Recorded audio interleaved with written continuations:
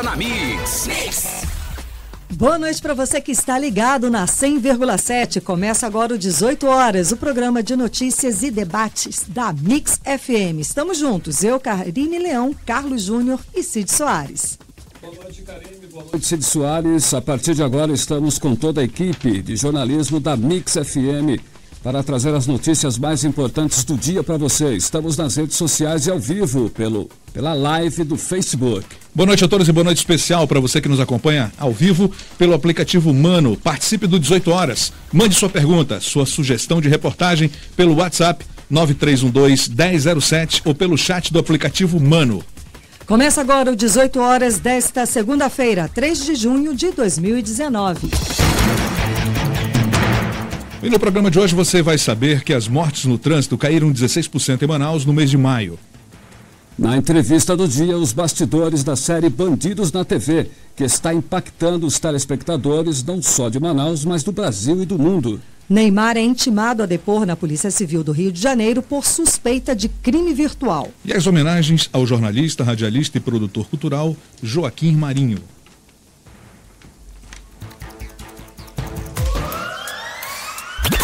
Entrevista do dia. E a série Bandidos na TV da Netflix é o assunto principal dos debates de hoje em Manaus. A série retrata a história de Wallace Souza, ex-policial, apresentador de TV e deputado estadual, que é acusado de uma série de crimes e de associação ao tráfico de drogas por uma força-tarefa formada por delegados, policiais civis e membros do Ministério Público. São 7 episódios que prendem a atenção do telespectador.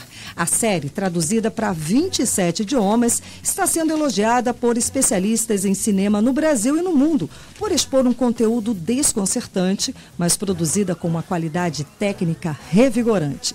Bandidos na TV é uma obra digna de atenção, ainda que exija estômago forte para ser acompanhada, além de um distanciamento saudável do espectador.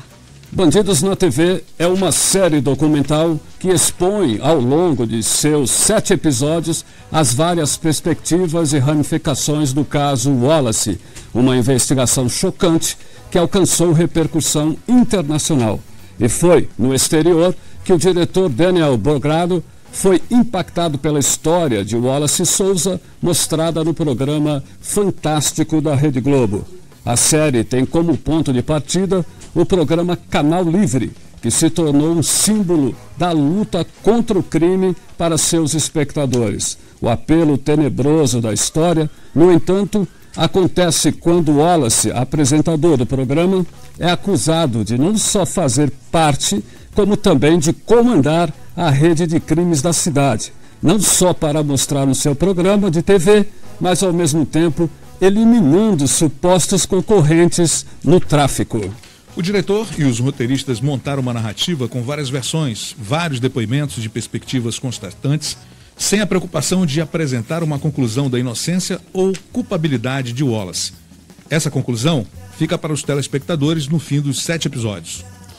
E é sobre esse assunto a nossa entrevista de hoje. Está em nossos estúdios a jornalista Hélida Tavares, que participou da produção. Boa tarde, muito bem-vinda ao programa 18 horas, nos estúdios da Rádio Mix. Tudo bem? Oi, Karine, boa tarde a todas. Boa tarde. Boa tarde, gente. Bom, a gente começa perguntando, gostou do resultado final? Era o que você imaginava? Olha, na verdade, não imaginava, estava muito longe de imaginar que seria essa grandiosidade toda, né? Quando a gente foi chamado, ninguém falou, você vai participar de uma série que vai ser exibida da Netflix. Era uma produção internacional e ninguém imaginava que teria essa grandiosidade toda, que eu acho que é a palavra principal, né? Você se lembra ali, né? Quando eu vi a série, quando eles anunciaram, né? E você começa a ver a série e fala, nossa, parece que eu tô vendo algo tipo Narcos, né? Aquele que é bem conhecido, o outro. Então, a primeira vez que eu tive esse contato com eles, com o diretor, o Daniel Bogrado, 2017. Eu acho que nem eu e nem ninguém que participou imaginaria que a série seria o que ela é. Qual foi a proposta inicial? Como é que foi esse contato inicial, essa conversa? Em 2017 eu coordenava a comunicação da área de segurança do governo e o Daniel me procurou para pedir ajuda, para tentar encontrar algumas pessoas mesmo, a título de assessoria, né? Eu era assessora, ele me pediu ajuda. E eu ajudei, passei diversos contatos que eu tinha, ajudei ele a encontrar algumas pessoas da Força Tarefa, né, delegados, e a título mesmo de ser assessora. E aí ele falou, né, mas assim, imagina, a gente não imagina, o Daniel, ele já era um diretor premiado, e ele veio aqui, foi a época de pesquisas, que ele veio fazer as primeiras pesquisas sobre o caso. E era após-massacre, vocês lembram, em 2017 estava um cenário bem complicado, né? E aí ele voltou, fez umas pesquisas e sumiu, né? Foi embora de novo. Quando ele voltou, era outubro ou setembro, eu estava saindo do governo, né? Deixando a secretaria. E eu falei para ele, olha, eu tô muito ocupada, tô cuidando umas coisas aqui, tô saindo. E ele falou assim, preciso... Ele tem um sotaque bonito, né? De quem fala português, se esforça muito para falar português. Ele, quero te fazer um convite. E eu já passei, apesar de jovem, imaginei, não quero trabalhar em produção, dá muito trabalho, né? Trabalhar em produção. Ele falou assim, não, você precisa ouvir a proposta. Você vai gostar da proposta, né? A gente vai fazer o documentário, eu queria... E aí demorou mais uns dias, ele, né, falou como seria e eu acabei aceitando, mas sem imaginar mesmo como seria, né? Você foi entrando aí explicando o que a gente ia fazer e aí depois ele me falou que ia contratar mais jornalistas, né? Eu indiquei alguns nomes e ele selecionou e depois chegaram mais 2 jornalistas, né? A Vânia Popes e a Ana Sena, que fizeram também, somaram ali num trabalho brilhante de pesquisas, né? E organização de entrevistas e convencer as pessoas a falar. Mas esse é um trabalho que tinha que ser feito por jornalista. Esse trabalho, sim, né? Eu acho que a minha função e meu convite está muito ligado ao fato de conhecer quase todos ali envolvidos, né, da Força Tarefa, pelo meu histórico profissional de trabalhar muito tempo na área de segurança, né? Muito bem. Elida, muitas pessoas que já assistiram aos 7 episódios ficam na dúvida sobre a culpa de Wallace. E você, que acompanhou o desenrolar do caso, como analisou a construção do enredo? Nossa, que pergunta, né? Eu vou responder o que eu vi. Eu concordo com o Daniel, né, o diretor. E desde sempre, desde 2017, ele fala uma coisa que ficou comprovada na série, né? A série não tem o objetivo de falar que o Wallace é culpado nem inocente. Sim. A série mostra uma narrativa bem completa e que vai permitir que cada pessoa tenha uma opinião. Então a série é muito completa e ela permite. Tanto que tem pessoas que falam, realmente, né, o Wallace fez tudo isso, mas tem o filho dele que falou que ele ficou feliz com o resultado, que ele se sentiu, né, feito justiça. Então, para vocês verem que a série tem muita interpretação para o sim e para o não. Rende uma enquete aí, né? E com esse ponto de vista jornalístico, você diria que a trama foi bem desenvolvida ou se existem alguns furos que possam ter comprometido o resultado final? Deu tudo certo? Acho que foi fantástico o resultado. E eu tô vendo o Paulo Castro aqui, eu era editora do Diário do Amazonas na época que isso aconteceu. Era editora, então não escrevia o dia a dia, né, mas coordenava ali as reportagens, né? A Paula, que foi uma das jornalistas, inclusive destaques, né, na série, ela era repórter, fazia as matérias. E naquela época a gente não tinha o WhatsApp, né? Não tinha, o Facebook não era como o Instagram não existia. Então, aquelas cenas que mostram de bastidores, das entrevistas da Força Tarefa, tudo aquilo lá ninguém viu. A gente viu o quê? Um pedaço na TV Amazonas, né? A gente viu um pedaço em alguma emissora.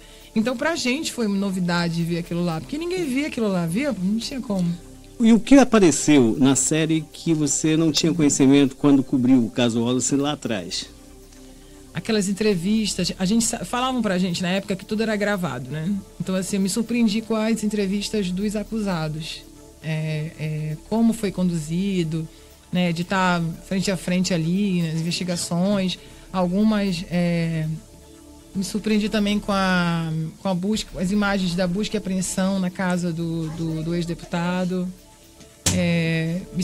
Tem muita imagem que na época ninguém viu, né? A TV mostrava o quê? 2 minutinhos, né? Trechos, né? Trechos, exatamente, que a série pôde evidenciar muito mais. E agora sim, o nosso debate vai estar completo. Acaba de chegar também mais uma jornalista que participou, né? Foi uma das entrevistadas pela produção e aparece em vários momentos. Paula Litaif, tudo bem?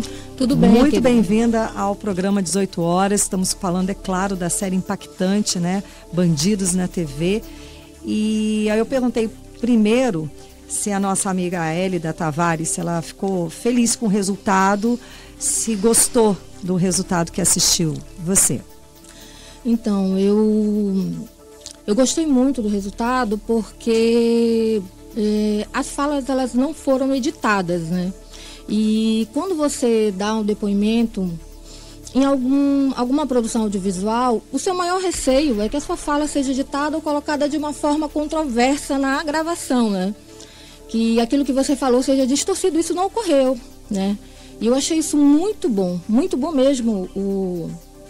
O diretor da produção, acho que, enfim, pela experiência que ele tem, ele já ganhou um prêmio mundial de jornalismo investigativo justamente com esse tipo de documentário, né?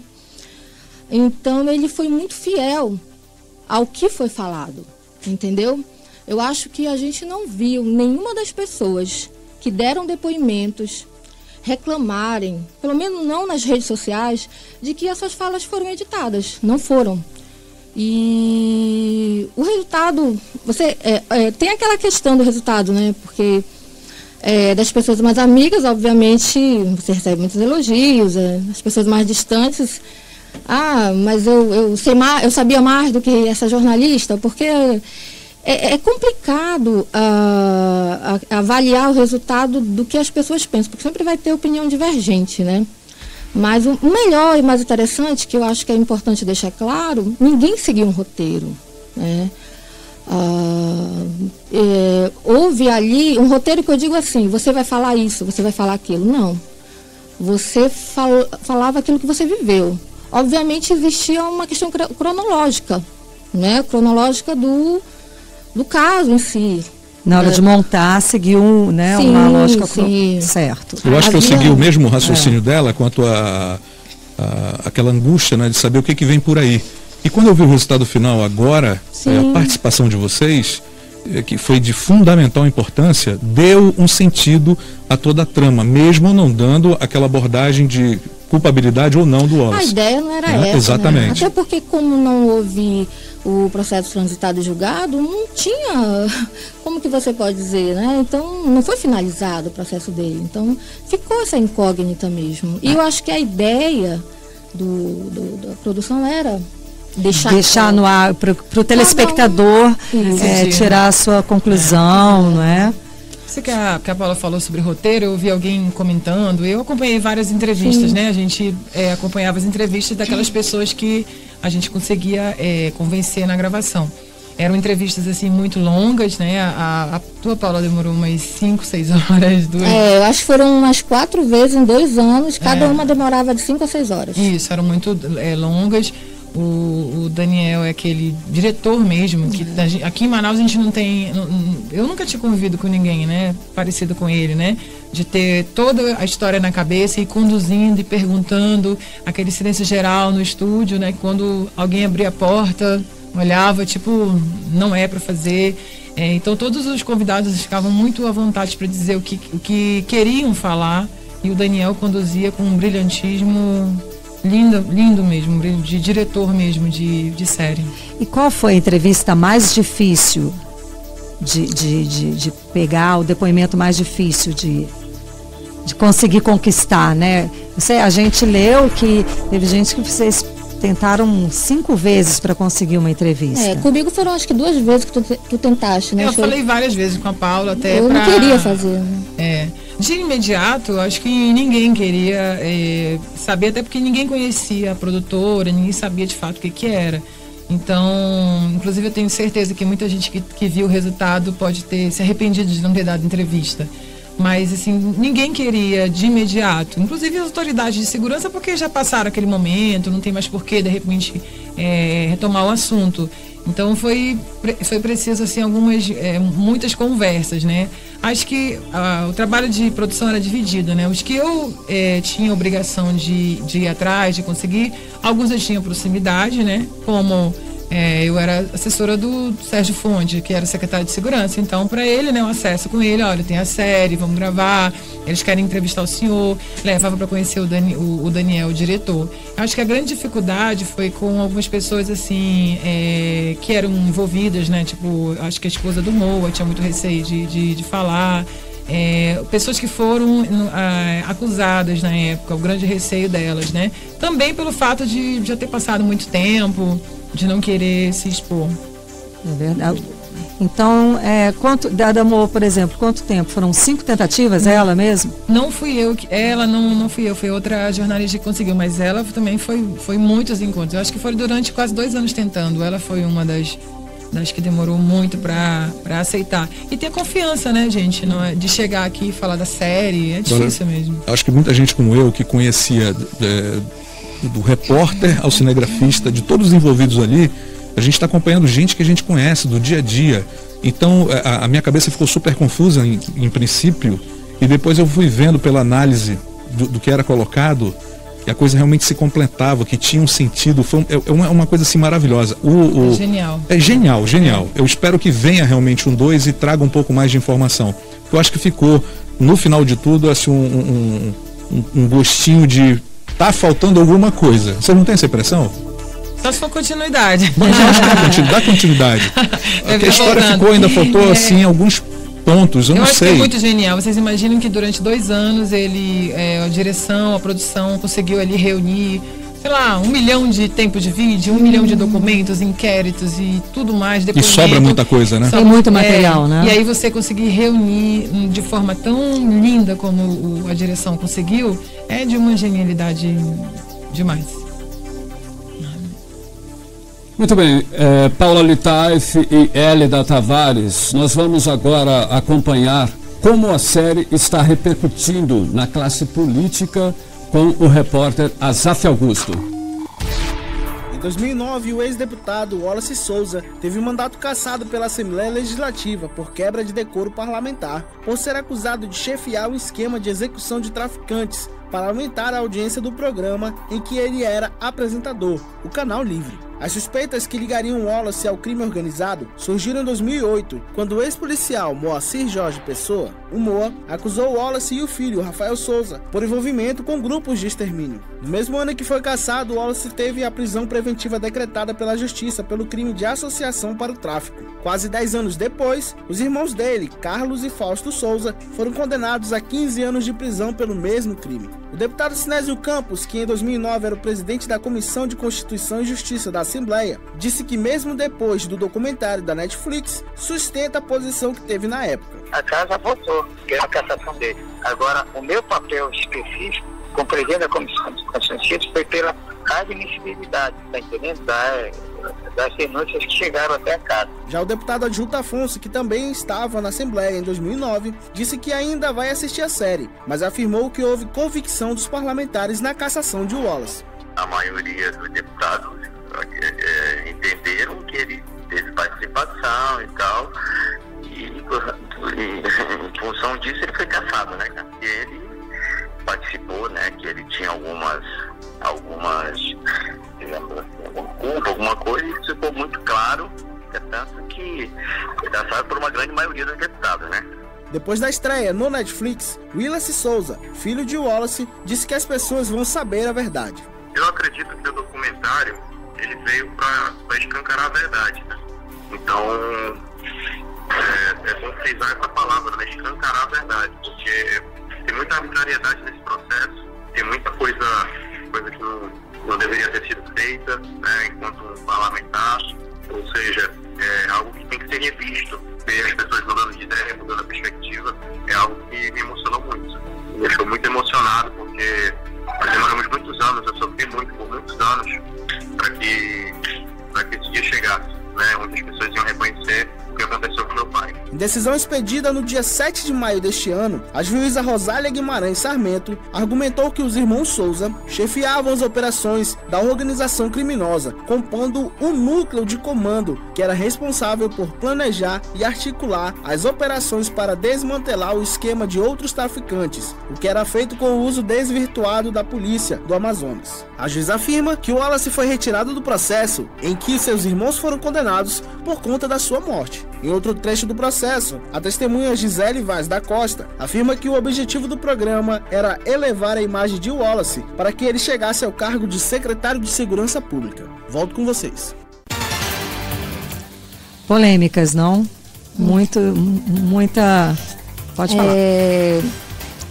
O filho dele, naturalmente, acha que foi falado uma verdade. Eu não vi uma verdade ali, né? Eu vi, pelo menos, a verdade da defesa, da família, né? Que se une em uma só, e a verdade da acusação. Agora, cada um, obviamente, tirou sua conclusão. Fato. Não vi uma verdade ali. Embora o Wallace finalize, né? Aliás, o documentário finalize com o Wallace falando sobre a questão, aquele último, acho que foi até o último discurso dele, não lembro, mas sobre a questão de, existe só uma verdade, e eu acho que o documentário acabou que mostrou as duas, de cada um, né, a sua verdade. Eu acho que nisso eu discordo um pouco. E em relação ao que o deputado, acho que foi o deputado adjunto falou, de que a Ali investigou. Quem acompanhou o caso na época e até o documentário viu que a Ali, na verdade, se baseou em todo o material da Força Tarefa.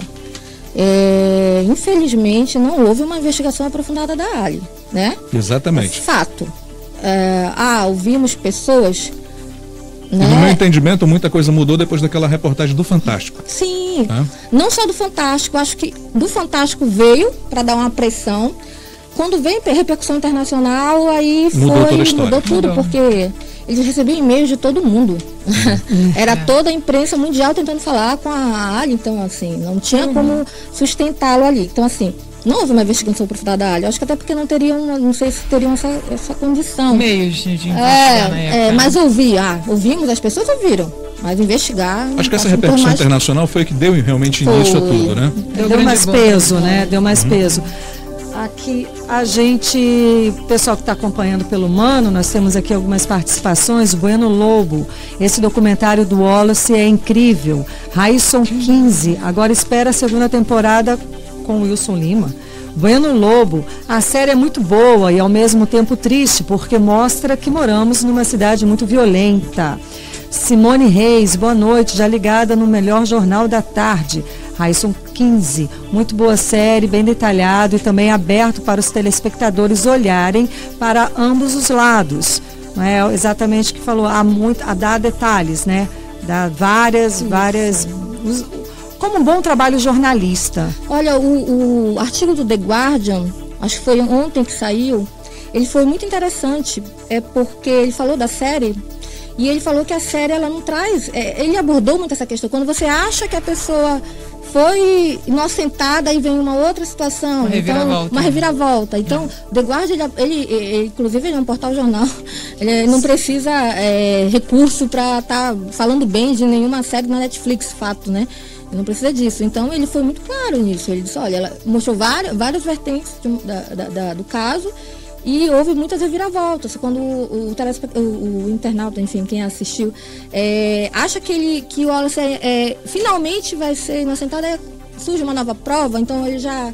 Então, eu acho muito interessante para as pessoas que estão avaliando, dar uma olhada, porque quem faz essa crítica são pessoas que têm muito tempo de avaliação desse tipo de documentário, né? São especialistas.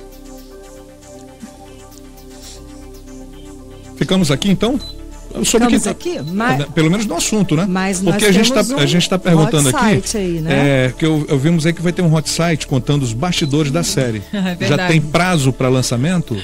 Olha, acredito que amanhã deve estar no ar. É um hot site, é um projeto pessoal mesmo, né? Eu pedi autorização do diretor, ele falou que existem séries que têm sites, então eu corri atrás com a minha equipe, eu tenho uma empresa de comunicação e fiz de sábado para domingo um site aí, coloquei todo mundo para trabalhar no fim de semana, pegando fotos, textos e contando um pouco, acho que para eternizar essa experiência minha e de todo mundo. Quero colocar a entrevista da Paula lá também, né? Que eu acho que teve um brilhantismo. Foi uma escolha da direção, né? Colocar a Paula, eu acho que o delegado Divanilson também, para contarem um pouco, assim, desde o início, do primeiro até o 7º episódio. Então acredito que amanhã deve estar no ar. A gente vai estar divulgando aí que vai ter muito mais bastidores e coisas legais sobre a série. Bacana. Muito bem, agora... Muito que bem, então... Agora são 6h25, né? Vamos agradecer a presença, então, não é? Obrigado pela participação das duas. Exato, conversamos... Muito obrigada. Obrigada, gente. Com a Paula Litaif, uma das jornalistas entrevistadas que aparece em vários momentos da narrativa da série Bandidos na TV, e também a jornalista Hélida Tavares, que participou da produção. Muito obrigada pela presença. Obrigado, aqui nos meninas, estúdios. e boa sorte em tudo, viu? Obrigada. Mix. Legal, e o aumento nas fraudes com cartões de crédito aqui no Amazonas é o nosso assunto no próximo bloco. Mas antes vamos conferir as informações do trânsito com o repórter Rodrigo Soares. Trânsito. Mix.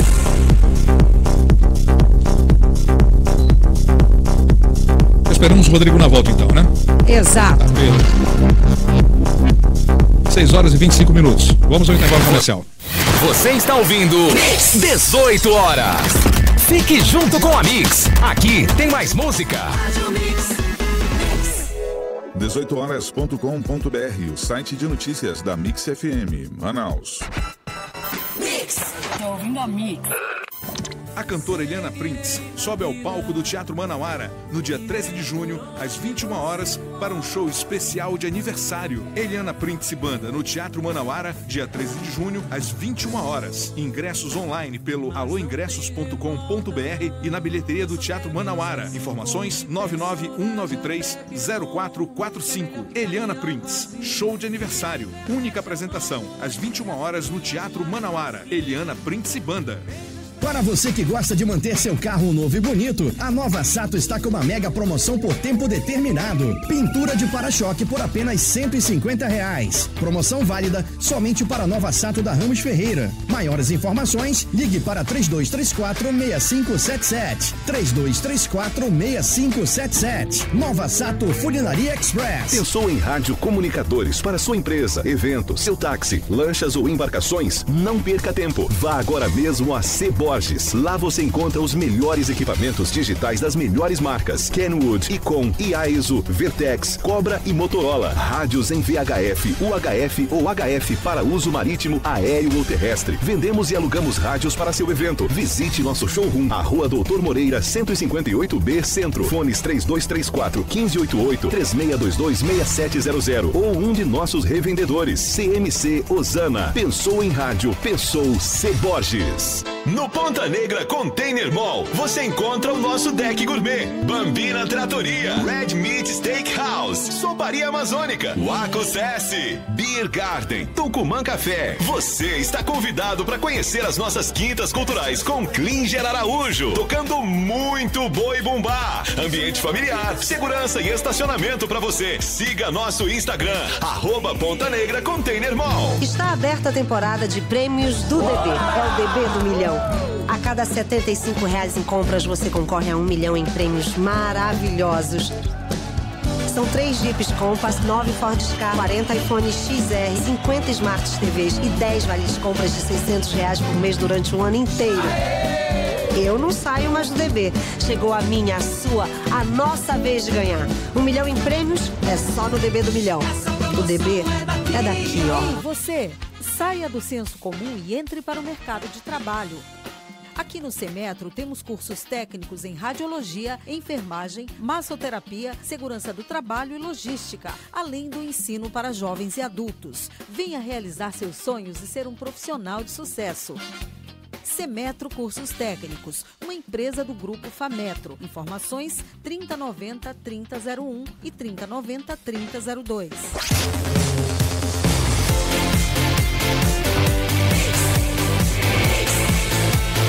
55 presos foram provocados por uma briga entre líderes pelo comando de uma facção criminosa. Esses líderes, mesmo cumprindo pena em presídios de segurança máxima, continuam dando as ordens para os integrantes da facção. A reportagem de 5 minutos também mostrou que o clima de guerra ultrapassou os limites dos presídios e se instalou nas ruas de Manaus. Nos dias depois dos massacres, foram registrados 17 mortes nos bairros de Manaus, a maioria com sinal de execução. A reportagem mostrou um vídeo que circulou nas redes sociais em que integrantes dessa facção comemoram os assassinatos e assumem uma área pertencente aos rivais. Você que nos acompanha pelo aplicativo Mano e pela live do Facebook pode ver essa parte da reportagem. E na manhã de hoje, o corpo de um homem esquartejado foi encontrado na rua Sebastião Romano, bairro Compensa, na zona oeste de Manaus. Moradores encontraram 3 sacos na rua, acharam suspeito e acionaram a polícia. As partes dos corpos estavam divididas entre os sacos. A sigla de uma facção criminosa estava escrita na sacola e uma parede da rua em que o corpo estava. O clima é realmente de guerra. A população está refém das facções que mantêm o domínio econômico na periferia e também dentro dos presídios. Enquanto isso, temos um sistema de segurança incapaz de dar respostas rápidas, eficazes para estabelecer o clima de paz nas ruas da cidade e até mesmo no interior. Esperamos que com a intervenção federal a situação mude e que voltemos a viver momentos mais tranquilos. O agente federal de execução penal, Carlos Jordan Almeida Fernandes, é o coordenador da Força Tarefa de Intervenção Penitenciária no Amazonas. Karime Leão nos revela os detalhes. A portaria com a nomeação de Carlos Jordan para coordenar a Força-Tarefa de Intervenção nas Penitenciárias de Manaus foi publicada no Diário Oficial da União desta segunda-feira. A portaria é assinada pelo diretor-geral do Departamento Penitenciário Nacional, Fabiano Bordignon, e considera um convênio de cooperação de 2017. O convênio permite operações conjuntas, programas e projetos do governo federal com o governo do Amazonas na área policial. A força de intervenção foi enviada na semana passada pelo ministro da Justiça e Segurança Pública, Sérgio Moro, para restabelecer o controle no sistema prisional de Manaus, após a morte de 55 detentos nos massacres dos dias 26 e 27 de maio. Os primeiros agentes estão em Manaus desde terça-feira. Outros 75 chegaram na quinta-feira. E atenção, motorista, a Avenida Costa e Silva acaba de ser interditada no sentido centro-bairro. Moradores de uma área alagada próxima ao Jardim Brasil atearam fogo no meio da rua em protesto. O trânsito está complicado no local. Bom, e as fraudes que envolvem cartões de créditos não param de crescer e tiveram um aumento de 191,7%. Isso só no primeiro trimestre deste ano no Amazonas, em comparação ao igual período de 2018. Só de janeiro até março deste ano foram registrados 35 casos com crimes desta natureza. Os números são da Secretaria de Segurança Pública do Estado. E sobre esse assunto, vamos conversar por telefone com o titular da especializada em roubos, furtos e defraudações, Guilherme Torres. Boa noite, delegado. Olá, boa noite. Boa noite, Karime. Boa noite, bem-vindo ao 18 horas, delegado. É um número absurdo esse aumento, não é? Exatamente. Nós tivemos a oportunidade há algumas semanas aí na Rádio Mix de falar sobre esse problema, que é exatamente o crescimento dos crimes cometidos no âmbito da internet, em razão de que é uma nova realidade e as pessoas não estão preparadas para essa nova realidade, essa nova forma de atuar. As pessoas não recebem, na verdade, a educação formal necessária para esse tipo de situação. Delegado, como é que acontece esse tipo de golpe? Alô? Oi, boa noite. Delegado, como é que acontece esse tipo de golpe? Olha, tem várias formas tem várias formas de ocorrer esse tipo de crime, né?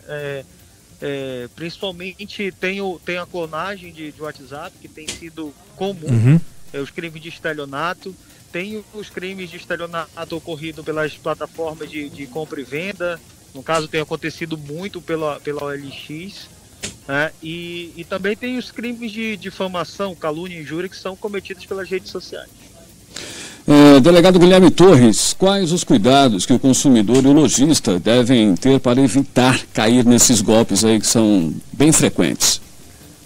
Olha, um dos principais cuidados que tem que ser feito logo, uma cautela, é a atualização do aplicativo do WhatsApp, em razão de que foi detectado uma vulnerabilidade no aplicativo. Isso foi divulgado até pelo Facebook, né? Então, recomendo que as pessoas façam isso. Recomendo também que não utilizem Wi-Fi de ambientes públicos e muito menos carreguem os seus aparelhos de telefone em viagens em aeroportos internacionais em USB. Sim. Só para te exemplificar, você quando coloca o seu cabo de telefone em um dispositivo de USB em um aeroporto, é o mesmo que você está... Alô, som? Delegado? Caiu, perdemos o contato, de repente... Oi, sim. Ok. Continua. Delegado, cortou um pouquinho a Alô? ligação? Oi, o senhor nos ouve? Oi. Eu tava explicando falando sobre a questão do USB. Exato. A USB, ela é só para fazer um paralelo, a USB, você utilizando o seu cabo de telefone em uma porta de entrada USB, em uma analogia esdrúxula aqui, mas é assim, é o mesmo que você encontrar uma escova de dente na rua e utilizar. Sim. Pelo nível de contaminação que há desse tipo de plug. Delegado, o que se pode fazer se a pessoa cair nesse golpe? Se tiver uma suspeita, como é que pode confirmar? Procedimento, né? Olha, a primeira coisa que você tem que fazer é um boletim de ocorrência, para você depois não virar, não ter que arcar até com as consequências cíveis disso, né? Porque você vai ter que demonstrar que não foi você que, por exemplo, pegou o dinheiro emprestado, né? Em razão desse tipo de golpe que tem acontecido.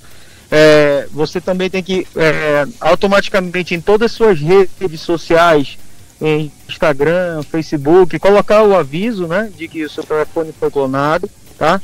E procurar principalmente a DRF, que é a Delegacia Especializada em Roubo e Furto e Defraudação, que nós vamos instaurar lá o procedimento investigatório. Ok, delegado, muito obrigada pela sua participação aqui no 18 horas, esclarecendo aí várias situações para que, como consumidor, como é que a gente pode evitar, né, e sair desses golpes, dessas fraudes muito comuns. Muito obrigada. Muito obrigado, Carlinhos, muito obrigado a todos, estou à disposição sempre. Tá certo.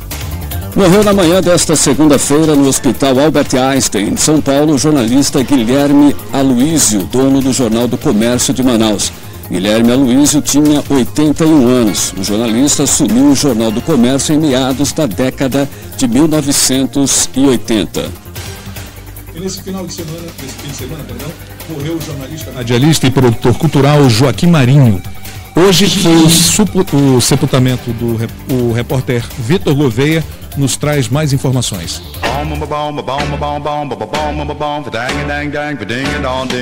Português, nascido no dia 1º de maio de 1943, Joaquim Marinho foi um dos grandes incentivadores da arte aqui na cidade de Manaus. Radialista, escritor, dono de um grande acervo cultural e também amante do cinema. Por décadas, manteve vários cinemas no centro da cidade. O Francisco, seu irmão, veio prestar a última homenagem e disse que o legado deixado é enorme. Ele sempre foi um amazonense sem o ser.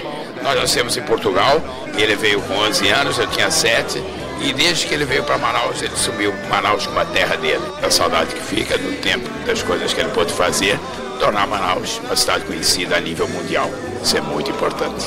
A Casa da Família Marinho, desde 2017, funciona como um grande centro cultural que abriga um acervo de mais de 12 mil vinis, 25 mil livros, 5 mil CDs, milhares de gibis, além de objetos raros que eram colecionados pelo artista.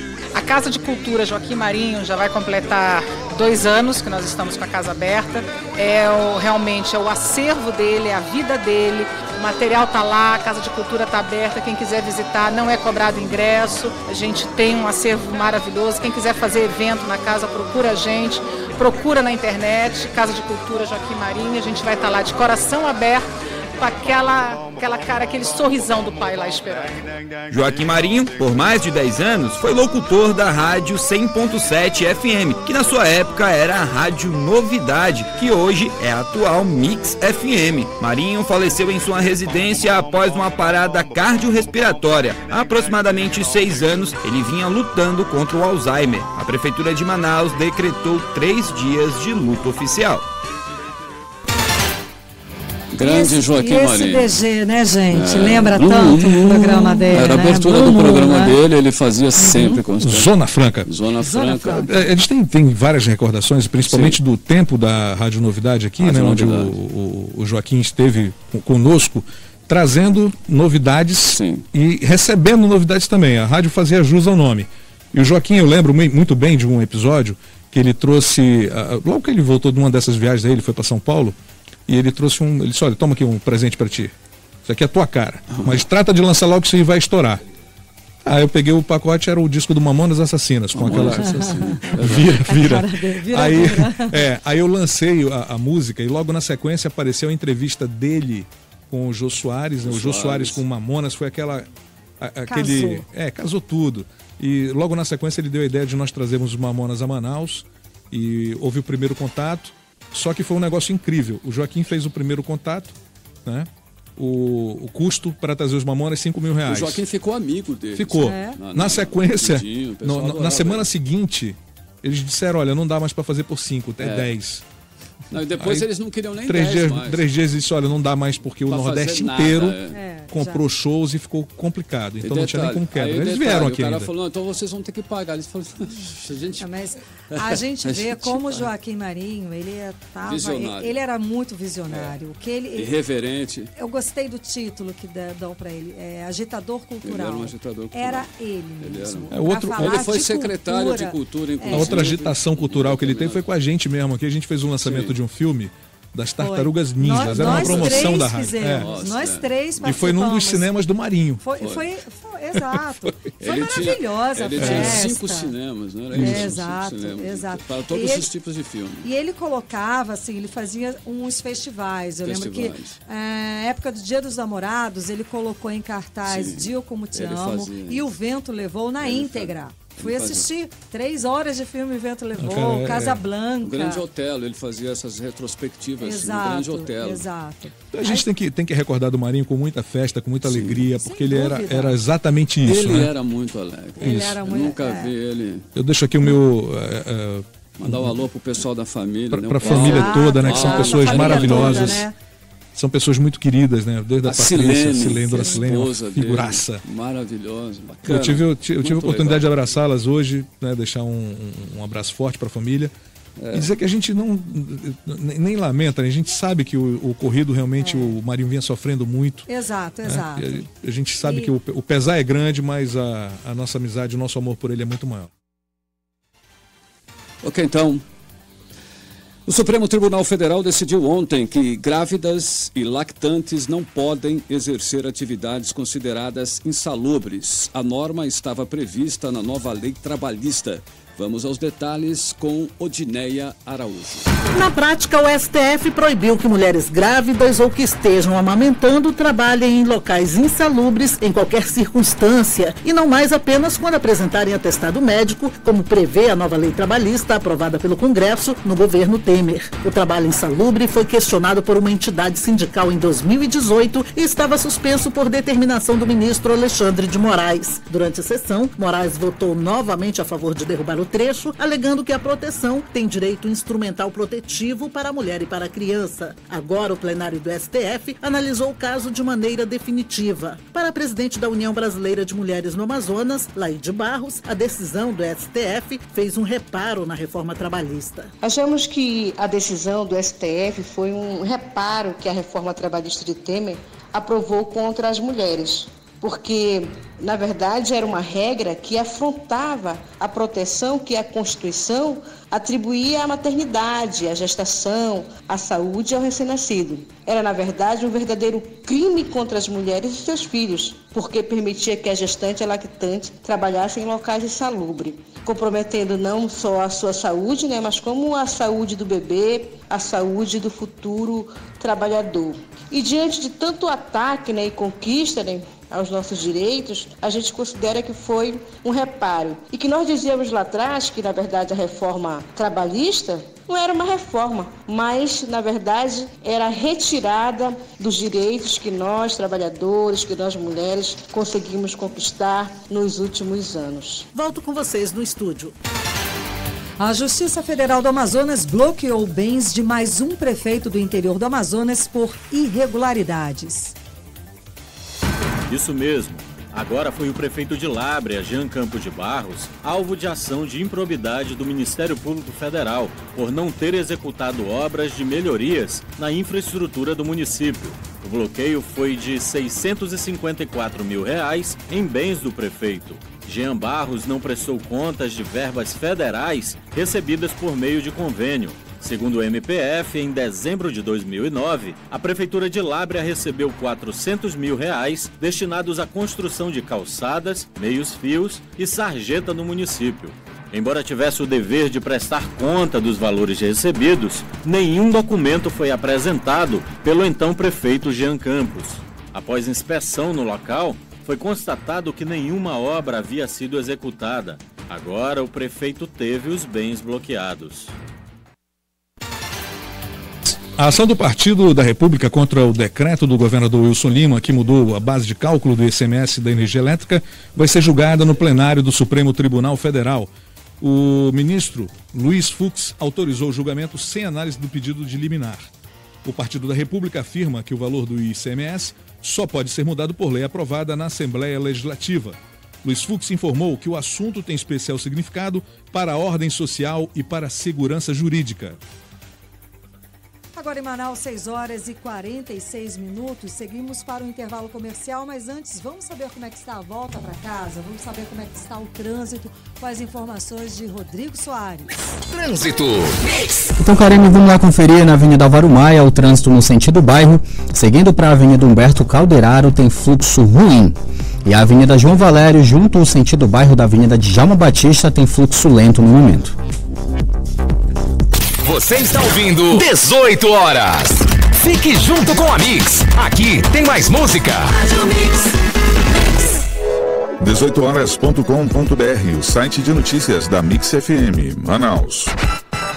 Acesse radiomix.com.br/Manaus. Em tempos de crise, economizar é fundamental, mas tudo isso sem abrir mão da qualidade. E isso você só encontra no restaurante e choperia É Louco. Lá você encontra mais de 18 tipos de saladas, 15 cortes de carnes, peixes regionais e pratos diferentes todos os dias no buffet. E pensa que acabou? De segunda a quinta, o refrigerante promocional é por nossa conta. Venha economizar sem abrir mão do sabor. Restaurante e choperia É Louco. Aceitamos todos os cartões. É Louco, na praça de alimentação do DB Ponta Negra. Confira nossas redes sociais. É Louco Churrascaria. Curta Mix no Facebook, facebook.com/Rádio Mix Manaus. O amor transforma. E no Dia dos Namorados vai transformar o Toreador em Toreamor. Neste 12 de junho, o romantismo da Itália toma conta do Toreador em um jantar de massas único, feito para você viver sua paixão. Por apenas R$ 130 o casal, com buffet de massas livre e com sorteios de prêmios. Venha e faça seu amor render momentos inesquecíveis no Toreador. Toreador, Avenida Djalma Batista, ao lado do Pátio Gourmet. Adicione a Mix no WhatsApp 993121007. O ano do Estúdio Magnífica. Quem ganha o presente é você e vem meter muita dança com a gente. Informações 99253-2688. Siga o canal da Mix no aplicativo Mano. Mix. No Ponta Negra Container Mall, você encontra o nosso deck gourmet, Bambina Tratoria, Red Meat Steakhouse, Soparia Amazônica, Waco Sessi, Beer Garden, Tucumã Café. Você está convidado para conhecer as nossas quintas culturais com Klinger Araújo, tocando muito boi bumbá, ambiente familiar, segurança e estacionamento para você. Siga nosso Instagram, @Ponta Negra Container Mall. Peça sua música pelo Twitter com a hashtag MixFM Brasil. A Prefeitura trabalha para ver Manaus crescer e você também faz parte desse crescimento. Empresário, aproveite a cota única do Alvará 2019 e quite com desconto de até 10% até 5 de junho. Ou, se preferir, pague em até 5 parcelas, sem desconto. As guias estão disponíveis no portal manausatende.manaus.am.gov.br. Dúvidas? Ligue 156. Prefeitura de Manaus. ZYC 248 Manaus. Retransmitindo ZYM 688 Diadema, São Paulo. Mix.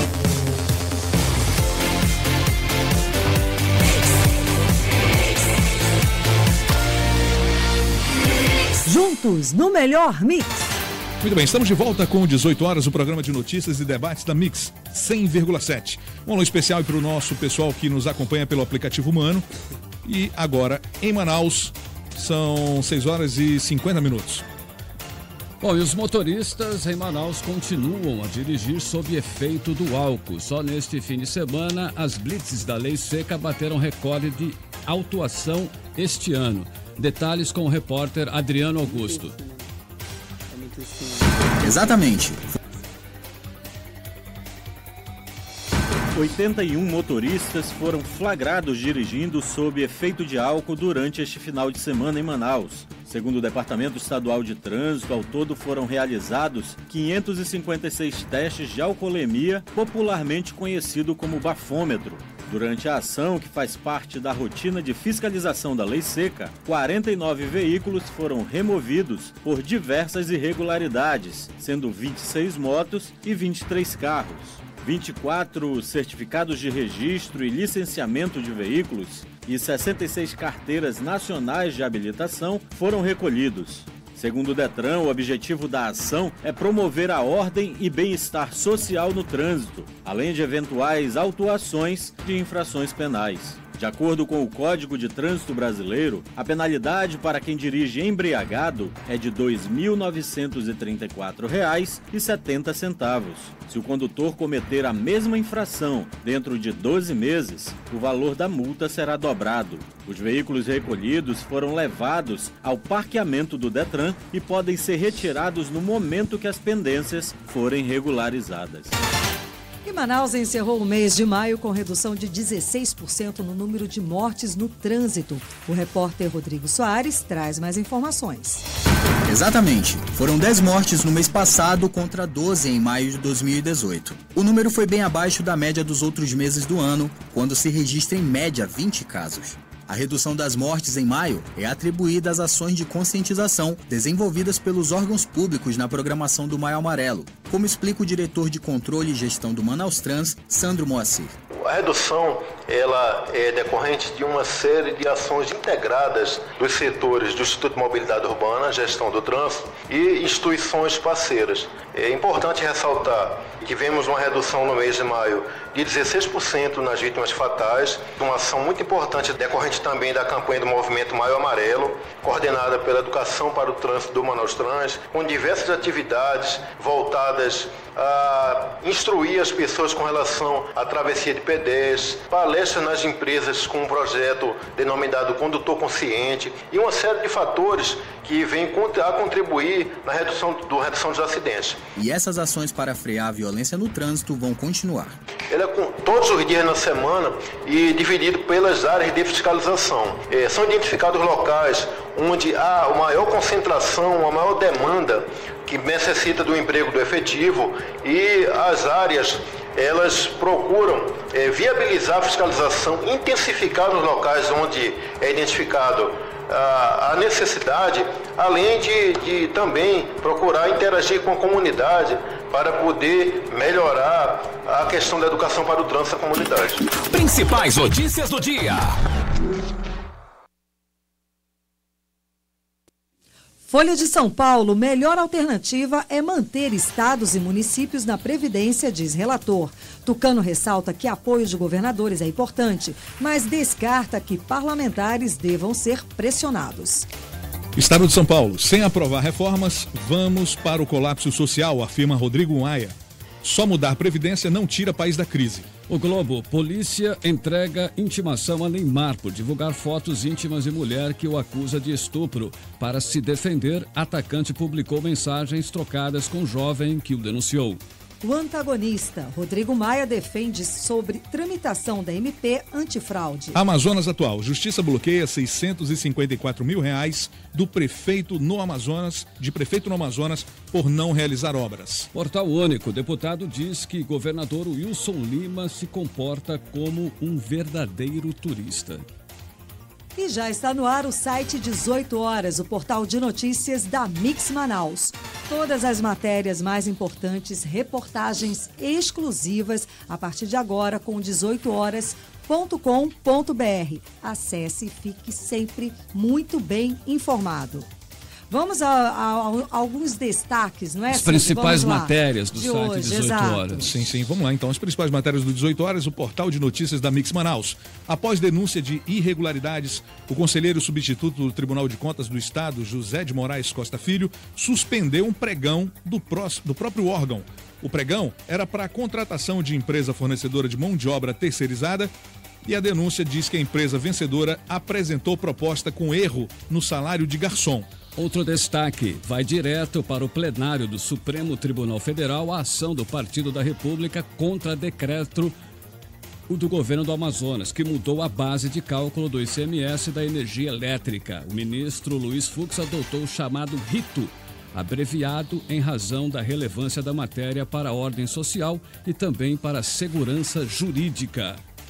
O do Meio Ambiente, Ricardo Salles, quer uma empresa privada monitorando a Amazônia, segundo informações do jornal Folha de São Paulo. Na Amazônia, a empresa foi contratada pelo governo do Pará, vai fornecer imagens de desmatamento por meio do Centro Integrado de Monitoramento Ambiental. Muito bem, esse mês é comemorado o 50º da revolta de Stonewall, que deu origem ao que hoje é o mês do orgulho gay. Reportagem com Vitor Gouveia. Preconceito, a palavra que define a luta dos homossexuais em todo o mundo. Foi a partir de um ato de preconceito que o movimento criou o Dia do Orgulho LGBT. Essa data foi criada para lembrar um dos episódios mais marcantes na luta da comunidade gay pelos seus direitos, a rebelião de Stonewall Inn em 1969, quando bares de Nova York frequentados por homossexuais foram invadidos e pessoas foram presas. De lá para cá, muitas coisas mudaram, muitas barreiras do preconceito foram vencidas e a luta da comunidade continua.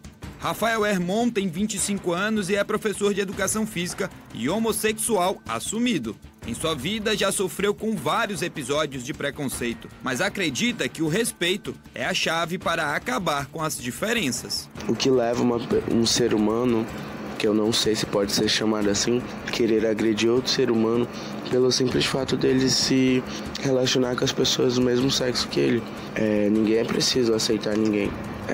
Basta respeitar, porque eu acho que esse é o principal fator que leva a uma boa vivência na sociedade. Em uma pesquisa divulgada pelo Ministério dos Direitos Humanos, de 2011 até 2018, 4.422 pessoas morreram em decorrência da homofobia. Isso equivale a 552 mortes por ano, ou então uma vítima a cada 16 horas aqui no país. Dados alarmantes. No mês de maio deste ano, o Superior Tribunal Federal votou em sua maioria para a criminalização da homofobia, que a partir de agora será incluído no crime de racismo, chegando a uma pena de até 4 anos de prisão. Sendo assim, uma grande vitória para a comunidade LGBT.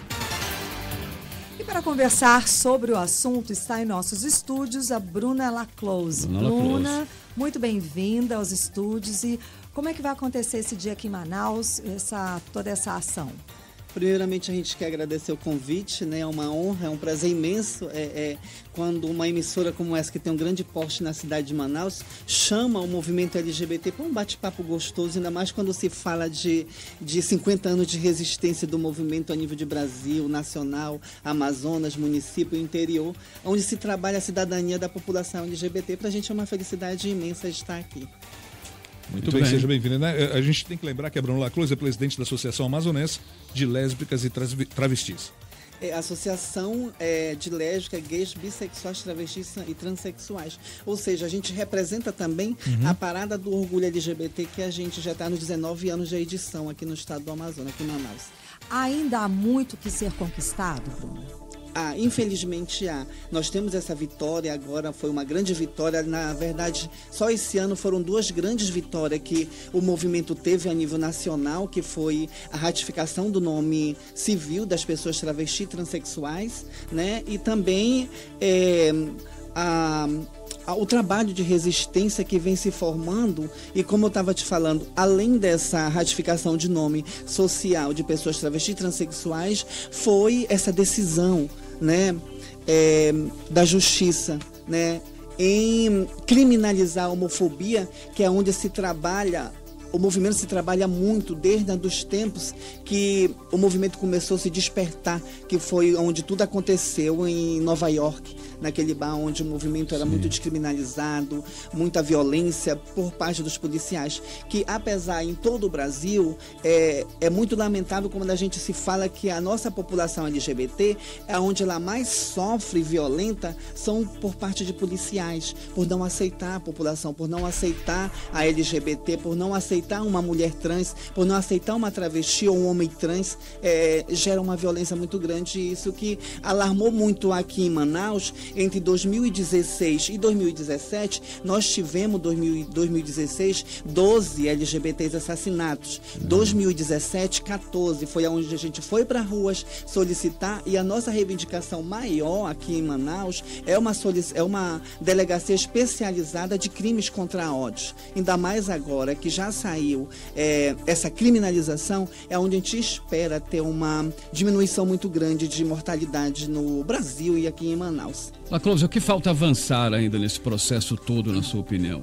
Na nossa opinião, falta de políticas públicas. Da feita que os nossos parlamentares, tanto o município quanto o estado, vê que a população LGBT é uma população que não é minoria, mas que só cada vez mais cresce, né? Porque digamos a estudo que a cada família brasileira tem um LGBT, nasce um LGBT, então nós não somos minoria. E às vezes eu até corrijo minha população LGBT quando às vezes a população quer ser taxada como minoria. Não, nós somos minoria sim, porque cada vez mais a população LGBT cresce. E a nossa luta é isso, eu sou feliz porque eu adoro ver a luta, a guerra, a autoestima, mesmo com toda essa barreira de preconceito, mas a gente está aí, como eu sempre falo, eu sou uma mulher trans, sou feliz, sou casada, minha família me aceita, e é isso aí, é bola pra frente. Ótimo, então, muito obrigada pela conversa. Bruna Laclose, presidente da Associação Amazonense de Lésbicas e Travestis.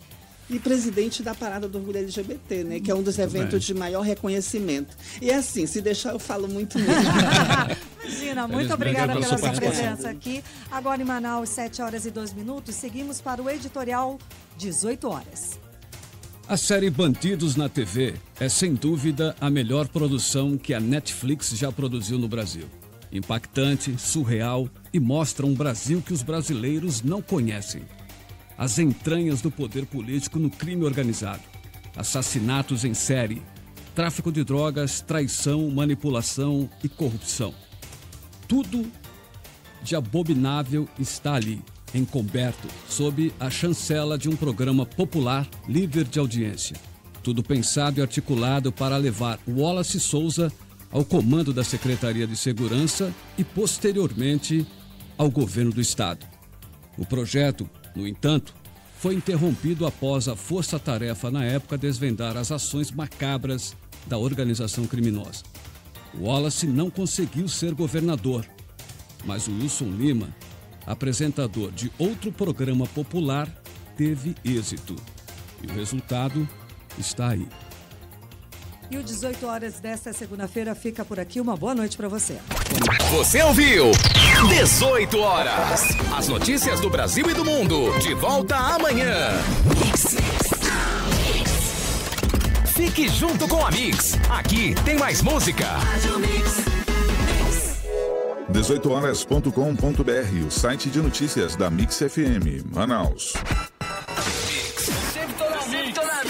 Dia 8 de junho, na cidade junina do Pódium da Arena da Amazônia. Arraial dos Milagres, com o poeta